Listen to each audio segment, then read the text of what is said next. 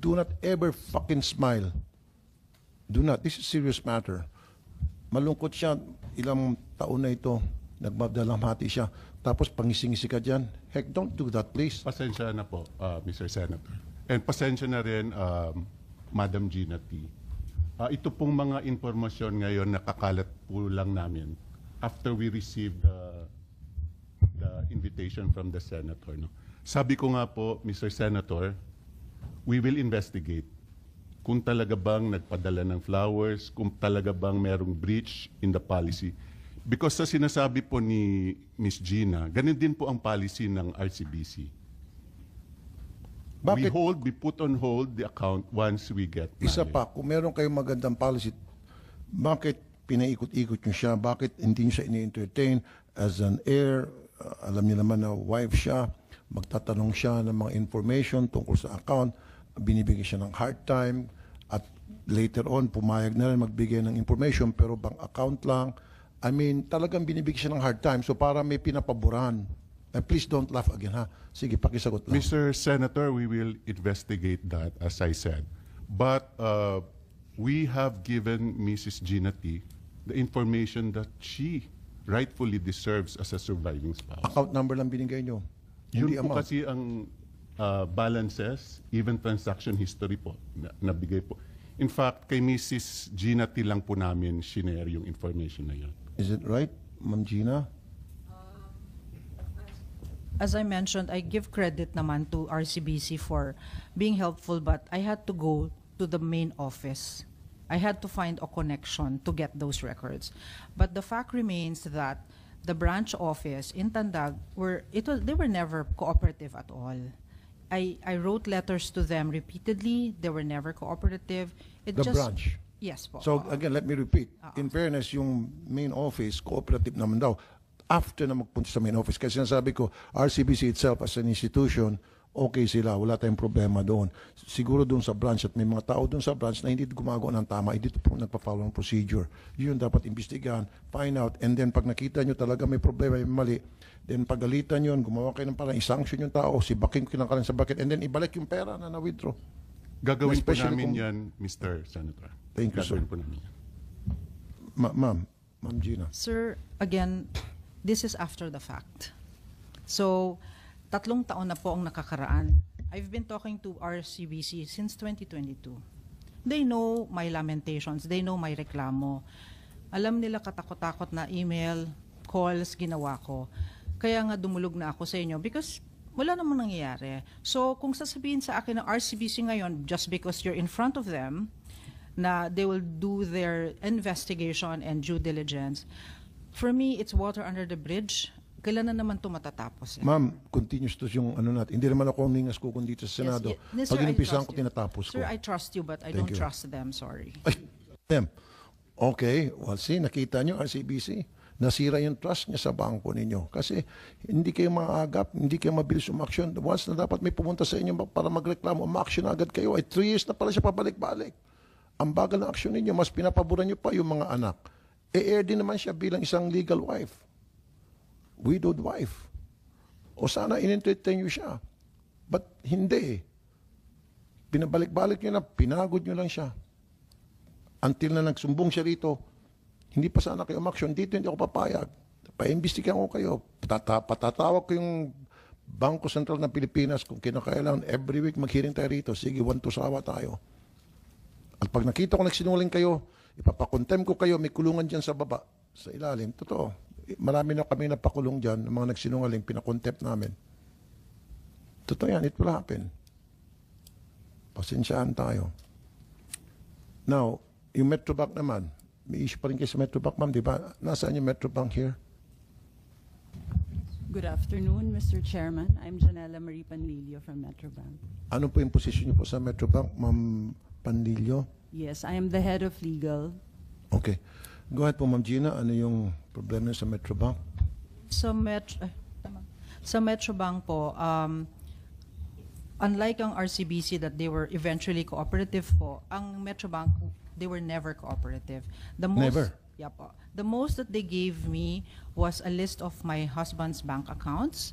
5, no? Yeah. So, yeah, we have the documents na they just gave me a list of his bank accounts, but alam naman po natin na common sense na dapat isulat nila pati yung corresponding balance, diba? So despite my repeated letters to them, I first, of course, in-approach ko muna yung branch heads ng Tandag City, and ginamitan po nila ako ng bank secrecy law. Even if my lawyers told them otherwise na hindi dapat gamitan, talagang kulang na lang magmakaawa ako sa kanila. So pinahirapan nila ako. And then eventually, umamin po sila sa akin na they were given instructions by the first and second sons of my late husband, the eldest Kevin T. and the counselor Alvin C. T. Jr. They were given apparently instructions po not to release any documents to me or any of my lawyers. Inamin po ng branch head. And sino po yung nag-amin sa inyo niyan? Nandun po sa... May pangalan po tayo? Apo, ano po sila. Kasi baka i-deny nila eh. Si Harold and si Randy Marinduque. Harold and and Randy. Harold is the branch head and Marinduque is like... Magkapatid po ito, parang apelido? hindi po. Harold Okay. Honorides. Your staff to, sir, he has the All right. copy. Ma'am Janela. Sir, can I add? Go ahead po, Yeah. Ma'am Gina. Because hindi nila ako pinapansin sa Tandag City, I sent a letter to the president of Metrobank. I don't know him, but naglakas loob lang ako. And who's the president of Metrobank? Mr. Fabian D. Fabian? Yeah, D-E-E. D, okay. He's the president. So I went personally to the head office of Metrobank. I didn't know anyone. Pumunta ako, may dala akong letter. It's a good thing that his executive assistant accepted the letter.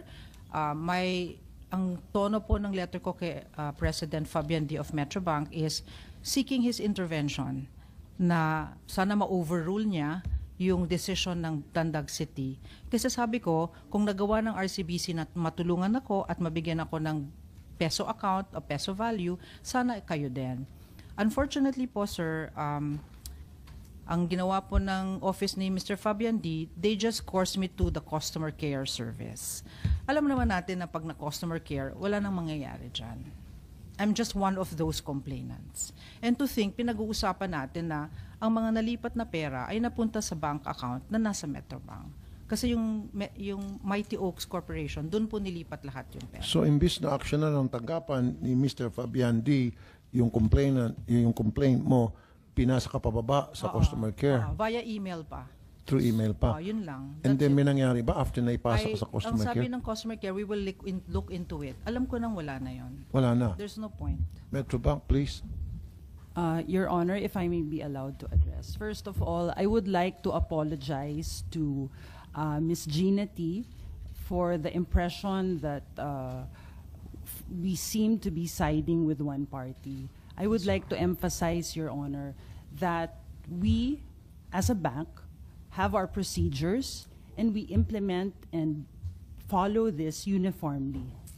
In this case, po, Your Honor, we are not siding with any party. It is unfortunate, and we, again, regret that this incident led to this complaint from Ms. Gina T. But when I do confirm that when we received the letters from her, we replied and we provided the information that we could provide under the law. And what are those information? So we issued a total of 3 letters, Your Honor. No, but what she was asking ay yung mga account numbers and the balance of those accounts, which pinagdamutan niyo sa kanya. Your Honor, I would like to respectfully bring her attention to a certification, a letter dated January 31, 2022, which was in reply to a letter from her, I assume it's her attorney, because she was signatory to the letter, Attorney Peter Neil Trinidad. They were asking for a certification. Ms. Gina T. signed at the bottom, and we replied to this and provided the outstanding balances as well, Your Honor. That was in addition to the first certification we provided. So how many accounts were mentioned in response to her letter and 5 accounts, Your Honor. with balances? Yes, Your Honor. Siguro, go ahead. The lawyer can talk. Go ahead. Sir, kayo po magsalita. Pwede ka magsalita. Attorney Samuel Bernardo, lawyer of Ma'am Gina T. Good afternoon, Mr. Chair. I have with me the certification given by Metrobank. It only states here the 5 accounts, the account type, account number, and then the account name. And there's no amount. No amount here. So magkaiba kayo. Your Honor, I am happy to provide counsel with a copy of this letter. It's to a certain Attorney Peter Neil Trinidad. Sir, may I say that Attorney P.N. Trinidad used to be the legal counsel of the children, but he resigned as a counsel. Of the children. Of the children. Not of you. Not of me. So, hindi naman siguro ako dudulog kay kay Senator Raffy sa show nyo kung meron akong documents of from Metro. Okay, Ma'am Janela, at you're a lawyer. Okay, yung binabanggit mong lawyer, lawyer yun ng kabila na inireklamo nga niya. Your Honor, in the letter, Miss Gina signed also. But were you sure na she was provided a copy or at least to her lawyer? A copy was, hold on, Your Honor, let me just bring out my copy. Was that hard copy letter or email? Hard copy, Your Honor. So pag hard copy, dapat meron siyang receiving signature na na-receive niya yung letter. Kasi naka-address sa kanya, di ba? Kung talagang naka-address sa kanya, dapat yung, was it through mail or registered mail? Regular letter, snail mail? Ano yes, ba? Your Honor. So for clarity, the letter was dated January 21. It was written by Attorney Peter Neil Trinidad with the signed conformity of Miss Gina T. and signed also by one of the heirs / attorney in fact. No? We then replied to this letter and sent it to Attorney Peter Neil Trinidad. Kaya nga, yung letter na, okay, maaaring sabihin na natin muna, bago ko tanongin si Ma'am Gina, na nag-conform siya doon sa request na pinadala sa sulat sa inyo, and in return, nag-reply kayo.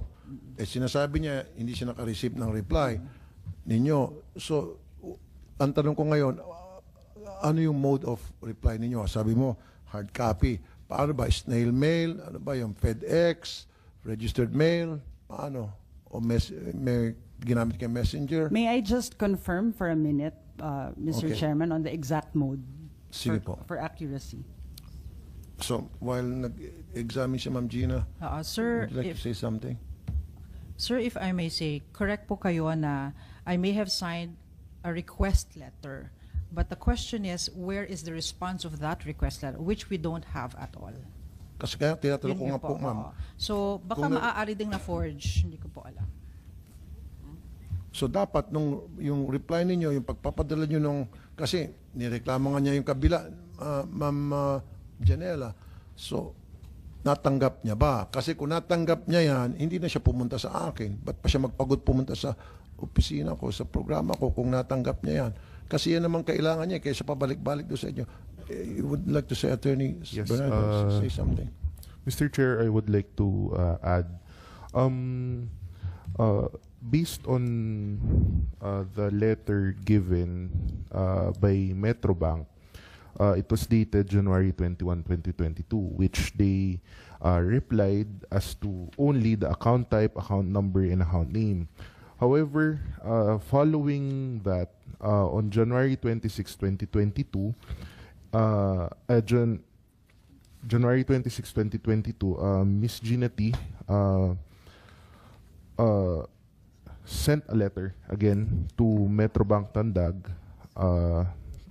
to Mr. Randy Marinduque to ask the complete full bank history, activity, and transactions, which was signed by Miss Gina T. herself, but there was no letter reply. This was duly received by Metrobank, and Okay, this so- was copy furnished to our office. Right. So, na-receive doon. Kaya nga yung sinasabi ko, Ma'am Janela, meron ba kayong ebidensya na na-receive ni Ma'am Gina yung reply ninyo na sinasabi nyo nandun yung account number at nandun yung balance?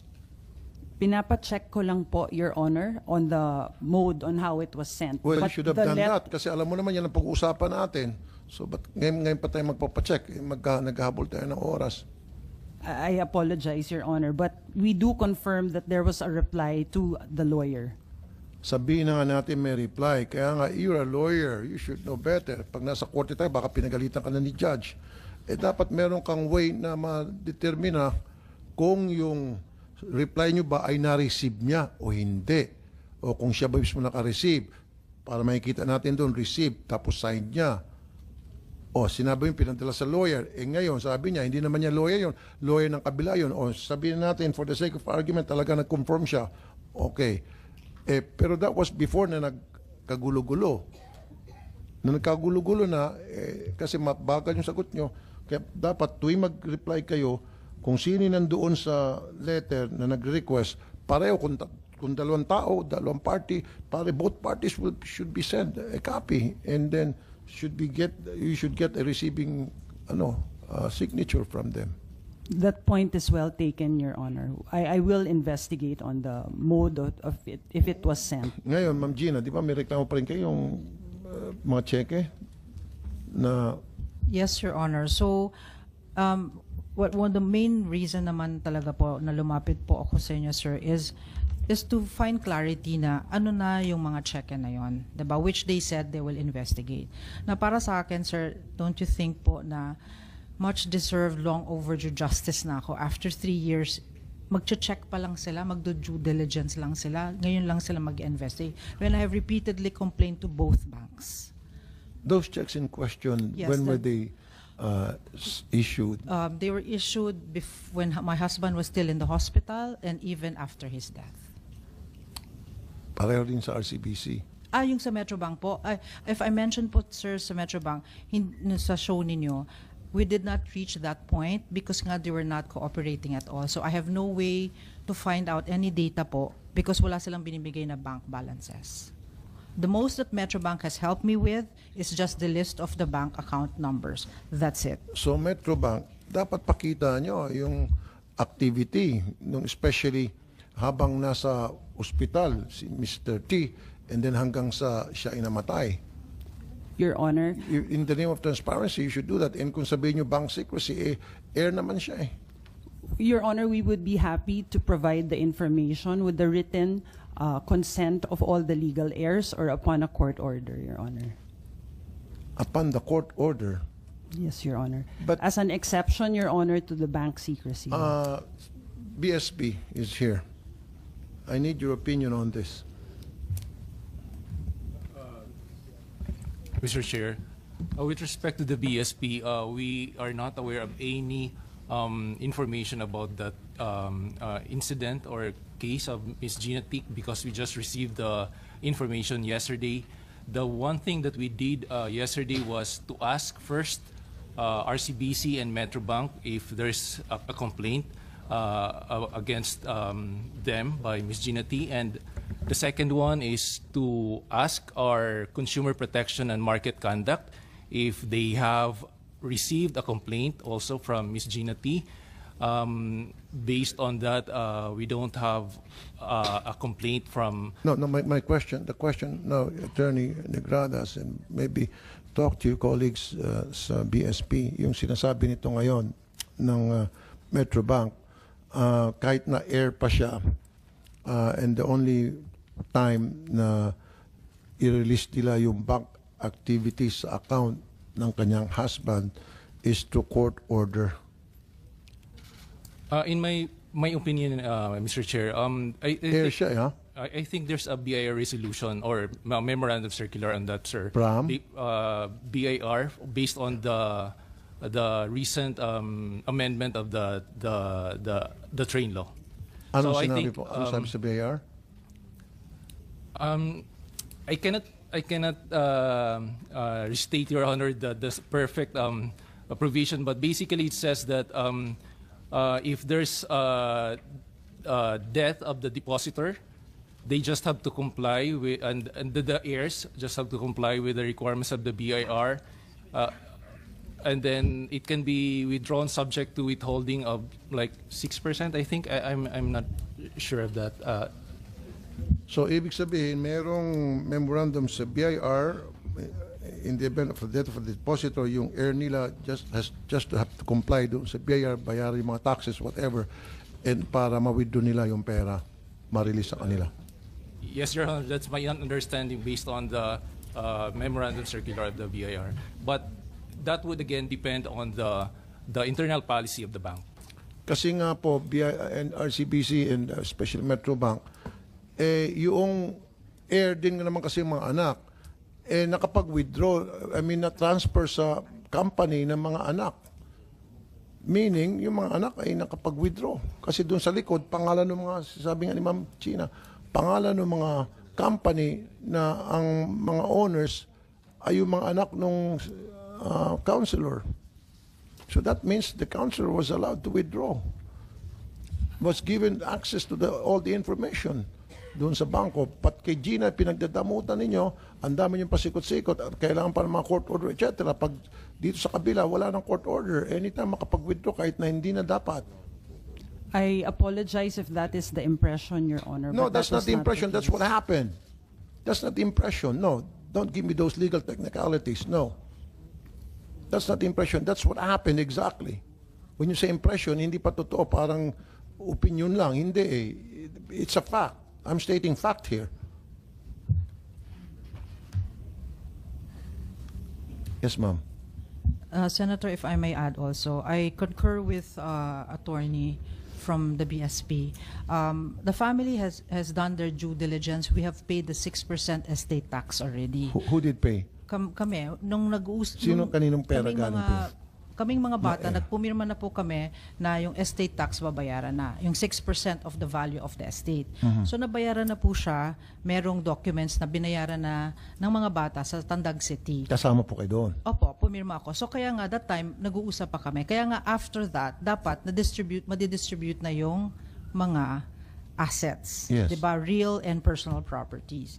Pero tama po kayo, the lady here from Metrobank cannot tell me that the impression, it's not an impression, attorney. The fact remains that you gave full access to my stepchildren and you did not give me that accord. So, therefore, pwede tayong pumunta doon sa sinasabi ng BIR kasi ito ngayon, itong Metrobank nagsasabi kailangan meron pang attorney, magkakaiba-iba sa Your Honor. BDO. Ang sinasabi ng BDO, nung lumapit si Ma'am Gina kasi may account siya doon, kung sa amin yan, okay. Hindi ka na mahirapan pa.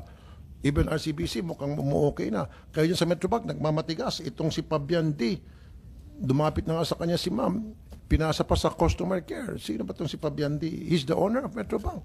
He's our president, Your Honor. Yes, go ahead po, Ma'am. Your Janela. Honor, I just wish to clarify, it's true that under the train law, when the train law was enacted, BIR issued two relevant issuances allowing an heir to withdraw his share from the estate subject to withholding of 6% tax, Your Honor. That does not, however, address my point earlier that I am still prevented from disclosing information pursuant to Republic Act 1405 to a non-account holder on or to someone who is not authorized But to he's- get information on the Okay deposits, nga, bakit Your yung Honor. ibang heir na allow na makapag-withdraw? Bakit siya hindi? Equal dapat yan. Kasi wife siya, tapos meron children itong husband niya. So equal access dapat sila. Nakapag-withdraw yung iba, ito siya hindi.